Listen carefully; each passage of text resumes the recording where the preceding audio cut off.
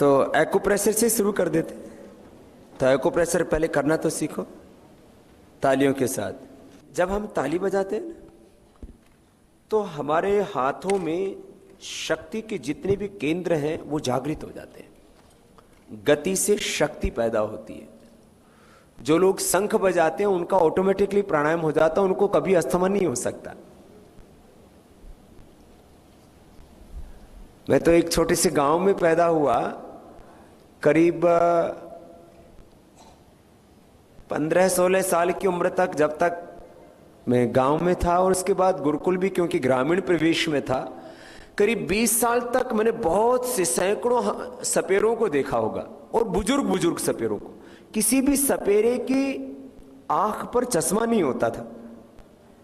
क्यों? वो सपेरा बीन बजाता था और उससे उसका पूरा प्राणायाम हो जाता है। ये छोटी छोटी चीजें। अब शंख बजाने से, बीन बजाने से अस्थमा और आंखों का रोग नहीं होता। कैटरेक्ट, ग्लूकोमा, आंखों का ulcer, retinitis pigmentosa, double vision, diplopia, colour vision, आंखों में आंसू नहीं बनना, एक बीमारी है। इतनी फिर ड्राई हो जाती है आईज, उसके लिए आर्टिफिशियल आपको आंसू डालने पड़ते हैं, उसके लिए बहुत दिक्कत होती है। आंखों की एलर्जी, एलर्जी तो कितने प्रकार की है। आज करीब 500 प्रकार के एलर्जी के टेस्ट होने लग गए हैं, और टेस्ट करके डॉक्टर क्या बोलते हैं, इलाज क्या बताते हैं पता है आपको? टेस्ट करके ये बताते हैं कि इस चीज से बचो, इलाज नहीं है। किसी को गेहूं से एलर्जी है, किसी को मक्का से, किसी को चने से, किसी को घी से, किसी को दूध से, किसी को दही से, किसी को छाछ से, किसी को नींबू से, किसी को खटाई से, किसी को मिठाई से, किसी को पानी से एलर्जी है, ठंडा पानी पीते ही छींक आनी शुरू हो जाएंगी।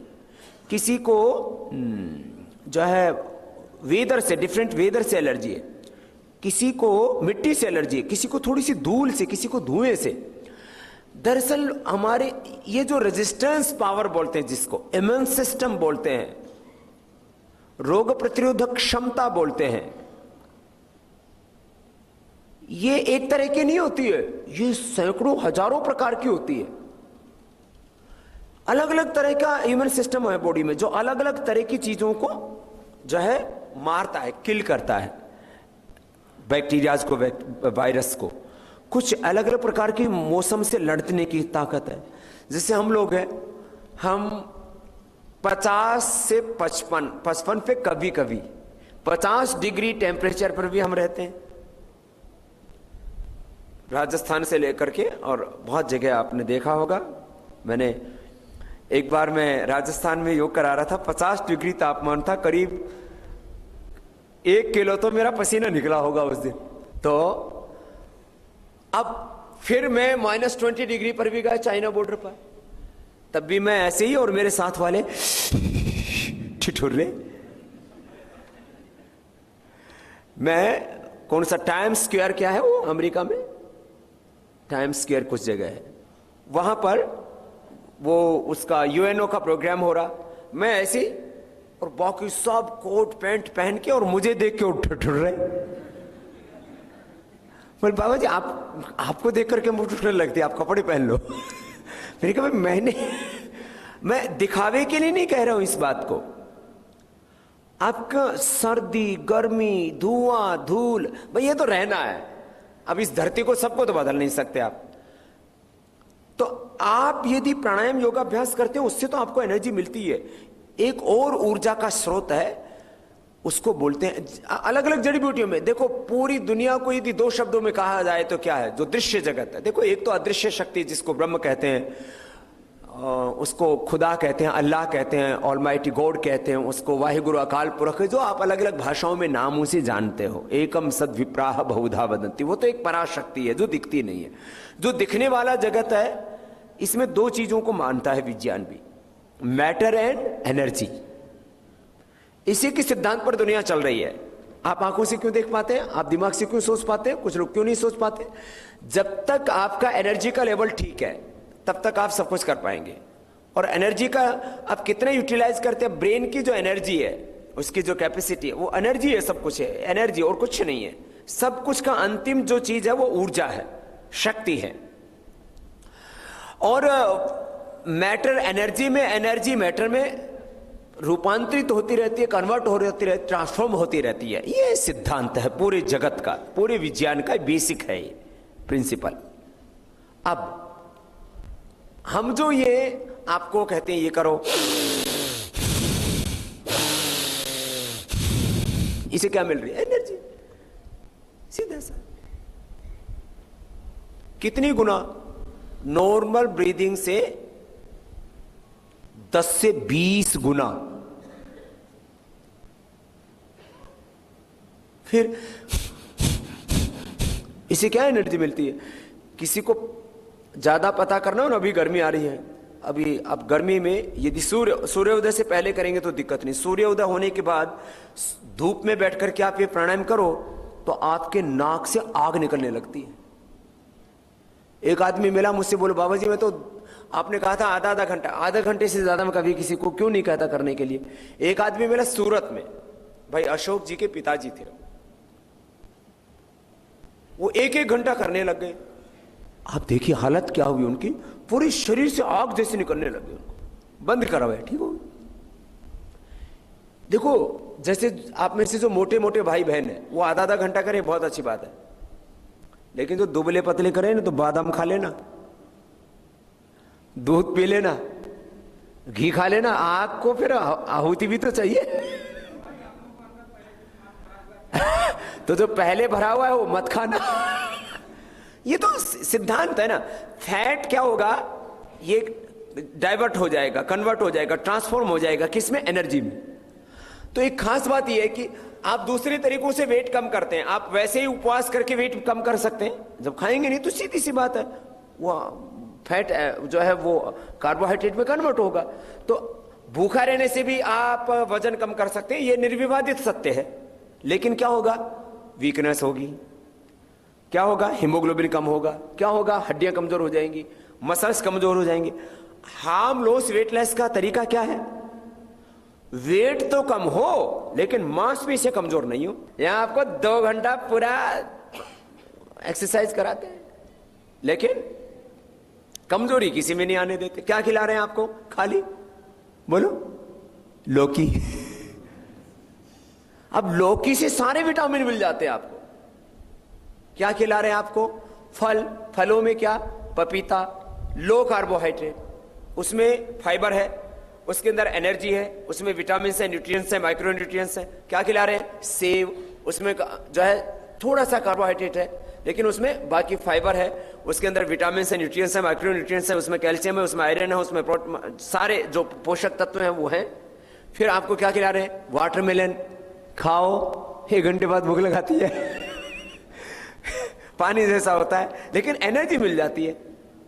तो ये हो गया, मैं बात कर रहा था एनर्जी की। ये सारा कपालभाति करते हैं, अनुलोम विलोम करते हैं, ये सब ऊर्जा पर आधारित सिद्धांत है सारा। अलग अलग औषधियां देते हैं, अलग अलग औषधियों में अलग अलग तरह की एनर्जी है। अर्जुन की छाल में अलग तरह की एनर्जी है जो हार्ट को ताकत देती है। ब्राह्मी, शंखपुष्पी, उत्थकद्दूस, गाजवान, सौंफ, अश्वगंधा, उस्तखद्दूस, इनमें क्या है? मस्तिष्क को एनर्जी देने वाली चीजें हैं। गोखरू, पुनर्नवा, वरुण छाल, पाषाण भेद, इनमें किडनी को पावर देने वाली। फिर जो है भूमि आंवला, लीवर को पावर देने वाली, लीवर को एनर्जी देने वाली उसके शक्ति है उसके अंदर। अलग अलग चीजों को अलग अलग चीजें एनर्जी देती एक तरह की। तो इसलिए आहार कभी भी, एक बात याद रखो आप लोग, आहार कभी भी एक जैसा मत करो। ये जो हम हैबिचुअल हो जाते हैं ना, कोई रोटी खाने का, कोई चावल खाने का, कोई गेहूं खाने का, कोई बाजरा खाने का, कोई मकई खाने का, कोई चौलाई खाने का, हैबिचुअल मत हो। यदि आप पूर्ण स्वस्थ रहना चाहते हो और बिना दवा के जीना चाहते हैं तो डिफरेंट ग्रेन्स खाओ, मल्टीपल ग्रेन्स। पहले हमारे यहां खाते थे, तो उनको किसी को आयरन कमी नहीं होती थी, किसी को कैल्शियम की गोली नहीं खानी पड़ती थी, किसी को विटामिन की गोली नहीं खानी पड़ती। आजकल जितने भी शहरों में रहने वाले लोग हैं, 99% लोगों के विटामिन के, केमिकल्स के, सोर्स के, हार्मोन्स के, डिफरेंट न्यूट्रिएंट्स के, माइक्रो न्यूट्रिएंट्स के बैलेंस बिगड़े हुए। एक दो तरह का अनाज खाते हैं, चावल और गेहूं, बस पूरे भारत का है एवरेज। 90% यही अनाज खाने लग गए लोग। अरे बाजरा खाओ, गेहूं खाओ, मकई खाओ, चौलाई खाओ, जौ खाओ, चना खाओ, अलग अलग तरह के। इसलिए हमने आरोग्य आटा इसके लिए प्रपोज किया। उसमें मल्टीपल ग्रेन्स हैं, तो इससे आपको अलग अलग तरह की एनर्जी मिलेगी, ऊर्जा मिलेगी। फिर आहार के बारे में कुछ थोड़े सिद्धांत बताओ, तो फिर एक्यूप्रेशर के ऊपर आता हूं। कुछ नहीं कर रहे आपको, ना आपको हम खिला रहे हैं कोई हार्मोन, ना कोई खिला रहे हैं आहार, ना कोई खिला रहे हैं जड़ी बूटी, खाली यहां से दबा रहे हैं। अब यहां से दबाने से T3, T4, TSS का बैलेंस आ जाता है। ये 100% फैक्ट, फैक्ट्स पर आधारित है, साइंस पर आधारित है। आप करके देखो, एकदम कंट्रोल आता है। तो ये ऐसे बिंदु हैं, वो बताएंगे। अभी मैं आपको आहार के बारे में दो चार बात बता देता हूं। आदर्श आहार व्यवस्था क्या है, होनी चाहिए। तो आदर्श आहार होता है 2 बार का, लेकिन प्रातः रास में थोड़ा सा लेना चाहिए। सुबह और शाम को हल्का आहार लेना चाहिए। ज्यादा खाना खाने से रात को किसी को एसिडिटी, आजकल तो हाइटस हर्निया, हाइपर एसिडिटी, ये सब प्रॉब्लम होती है। कुछ लोग तो सो ही नहीं पाते हैं, फिर गैस बनती है, सुबह वो पेट साफ ठीक से नहीं होता, हजम ही नहीं होता है, नींद ठीक से नहीं आती है। बिल्कुल भूखे रहोगे तो भी नींद नहीं आएगी, ज्यादा खाओगे तो भी नींद नहीं आएगी। शाम को इसलिए क्या खाना चाहिए डाइट में, जो अन्न लेते हैं उनको चबा चबा करके थोड़ी मात्रा में आहार करना चाहिए। 11 से 12 के बीच, देखो समय भी, नाश्ते का जो सात्विक समय है वो 8 बजे के आसपास का है। भोजन का जो दोपहर का भोजन का सात्विक समय है वो 11 से 12 के बीच का है। शाम को भोजन का सात्विक समय जो है वो सूर्य उदय से, सूर्यास्त से पहले का है। फिर भी 7-8 बजे तक का सात्विक समय है, 8 से नीचे तक का। आप लोग किस समय करते हो ज्यादातर? 8 बजे के बाद नाश्ता, 12 बजे के बाद भोजन, और रात को 10 बजे तक, और कुछ तो 11-12 बजे तक खाते रहते हैं। हमारा तो व्रत है, 10 बजने के बाद दूध तो पी सकते हैं। जैसे हम कभी कभी लंबी यात्राओं पर होते हैं ना, आप तो देखते रहते हो, 500 से 1000 किलोमीटर रोज चलते हैं हम लोग, और रोज 1-1, 2-2 लाख लोगों की सभाएं और शिविर करते हैं। तब भी 99% इस व्रत का हम पालन करते हैं। 10 बजे के बाद केवल लिक्विड को अनुमति है कि कोई जूस पी सकते हैं या दूध पी सकते हैं, नहीं तो नहीं खाएंगे। और यही कारण है हम स्वस्थ रहते हैं। 365 दिन काम करते हैं, 18 से 20 घंटा काम करते हैं। तुम्हारे छोटे मोटे पंगे हो जाएं तो तुम्हारा BP, sugar, cholesterol, psi by capacity गड़बड़ होने लगती है, और हम मस्त रहते हैं। बोलते बाबा जी हमारे ऊपर जिम्मेदारी है। मैंने कहा हमको गैर जिम्मेदार समझ रखा है क्या? तुम्हारे ऊपर कितनी जिम्मेदारी है? 2-4 बच्चों की जिम्मेदारी है। हमने जिम्मेदारी ली है 125 करोड़ हिंदुस्तानियों की।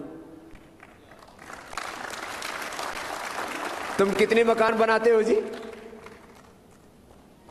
10-20 कमरे का कोई मकान बनाए तो पूरी खेती उजड़ जाती है। बाल उड़ जाते हैं, बीपी हो जाता है, शुगर हो जाता है, गड़बड़ हो जाता है।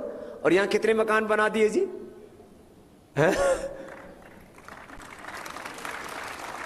और एक भी बाल कम हुआ हो तो बताओ।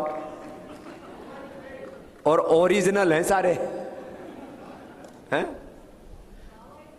तो अब हजारों लोग, यहां 10,000 लोगों के लिए हमने आवास की व्यवस्था कर रखी है।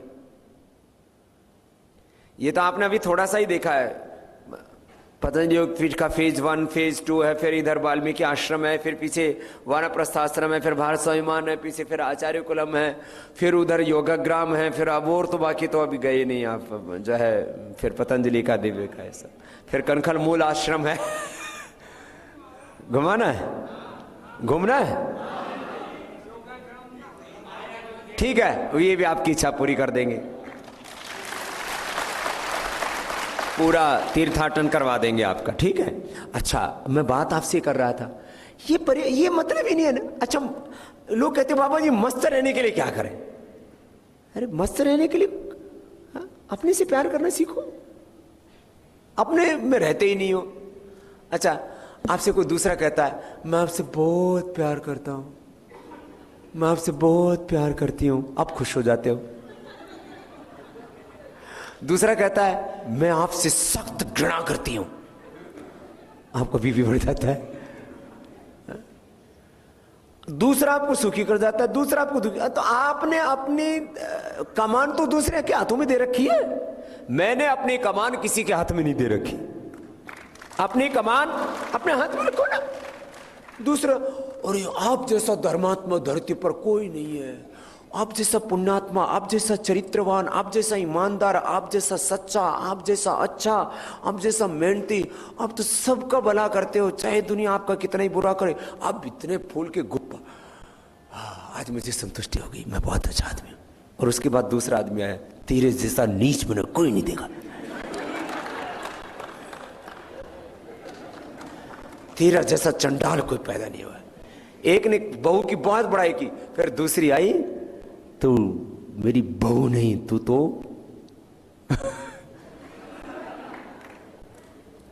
कुछ कह दिया। और जिंदगी भर जब भी सास को देखे और उसका बीपी हाई, इसने मुझे ये कह दिया, मुझे तो कहना भी नहीं आता, पता नहीं क्या कहते हैं। तो आप अरे अपने मस्त रहो। मैं बात ही कह रहा था आपको कि आप लोगों को परेशानी क्यों है, क्योंकि ये ध्यान क्यों सिखाते हैं आपको? हम आपको कहते हैं सांसों से जुड़ो, और जब आप ऐसे ही जुड़ते हो तो आपका बीपी नॉर्मल हो जाता है। आपका बीपी नॉर्मल क्या कैसे कर रहे हैं हम? ये तो सांसों से जुड़ जाओ। मैं कहता हूं लंबे लंबे सांस लो, व्यायाम करो, फिर ये अनुलोम विलोम करो, फिर स्वास्थ्य पर ध्यान करो, शवासन लिटाते ही आपका बीपी नॉर्मल हो जाता है। मैं तो आज ध्यान करवा रहा था आपको, बाद में मैंने आपको टीवी पर देखा, आप तो सब योग निद्रा में पहुंच गए थे। जब मैंने आंखें देखी खोली तो आप उठ गए थे आप, और आपको खुद लगता है कि ये तो बड़ा आनंद है। अच्छा बताओ, आदमी को सबसे ज्यादा सुख कब होता है? बोलो। जब सोते हो तब होता है। तो बोलो, जब सोते हो तब क्या पैसा मिलता है? क्या जब सोते हो तब पत्नी मिलती है? पत्नी होती है तो पता ही नहीं लगता कहां है।